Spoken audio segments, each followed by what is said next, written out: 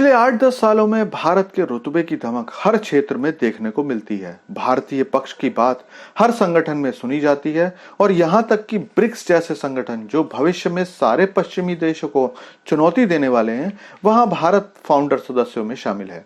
और इसका फायदा ये हुआ कि अब भारत उन गिने चुने देशों में से है जिससे ये रिक्वेस्ट की जाती है कि वो युद्धों को रोकने में अपनी महत्वपूर्ण भूमिका निभाए।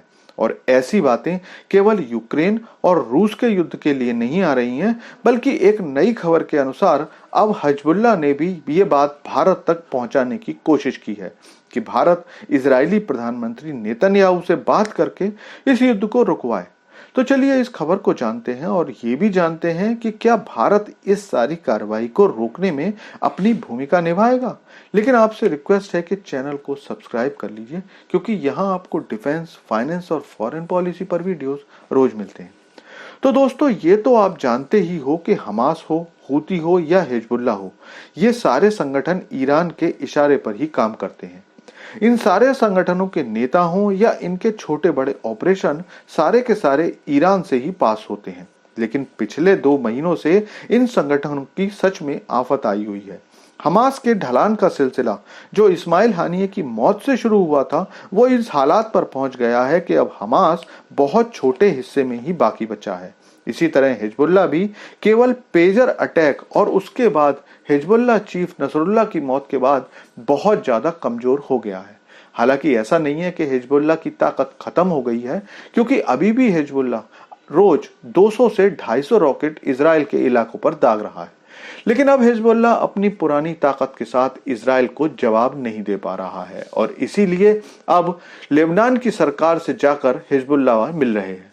लेबनान की सरकार, जिस पर हिजबुल्लाह किसी समय में जोर जबरदस्ती से धौंस चलाया करता था, आज वही लेबनान के भारत में राजदूत रवि नरश ये अपील कर रहे हैं कि भारतीय नेतृत्व को इजरायली प्रधानमंत्री नेतन्याहू से बात करके युद्ध को रुकवाना चाहिए। इस युद्ध के समय में दरअसल भारत बिना किसी के कहे हुए अपनी मेडिकल सेवाएं दे रहा है। इस मानवीय सहायता के बाद राजदूत रवि नरश ने भारत से यह गुजारिश की है। लेकिन अब सवाल उठता है कि क्या प्रधानमंत्री मोदी उस तरह से इजराइल और ईरान या हिजबुल्लाह से बात करेंगे जैसे उन्होंने यूक्रेन और रूस के राष्ट्रपतियों से की थी? तो दोस्तों, इसकी उम्मीद बहुत कम है। और वो क्यों, चलिए बताता हूं।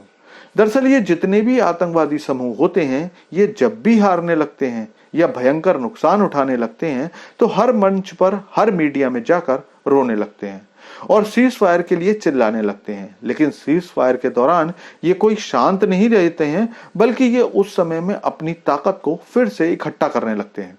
आपको याद होगा कि दुनिया के दबाव में आकर जब इजराइल और हमास का 21 दिन का युद्ध विराम हुआ था, तो उसके बाद हमास अपनी बात से पलट गया था और इस दौरान इजरायली सेना से घिरे उसके सभी नेता गाजा की सुरंगों के रास्ते इधर उधर भाग गए थे और बंधकों को लौटाने का भी पूरा प्रोसेस रुक गया था। इसी तरह इजरायली एयरफोर्स और जमीनी हमलों से भयंकर मार खा रहे हिजबुल्लाह को अपने बचाव के लिए केवल एक यही रास्ता दिख रहा है कि किसी तरह सीज फायर हो जाए, तो कम से कम आने वाले समय के लिए संगठन जितना बच सकता है वो बच जाए। बाकी बाद में अपनी ताकत बढ़ाकर फिर इजराइल पर हमला किया जाएगा। लेकिन इजराइल और भारत आतंकी संगठनों की इन चालबाजियों को लंबे समय से जानते हैं, इसलिए कम से कम भारतीय नेतृत्व तो इस सीज फायर के लिए कुछ भी नहीं करने वाला है।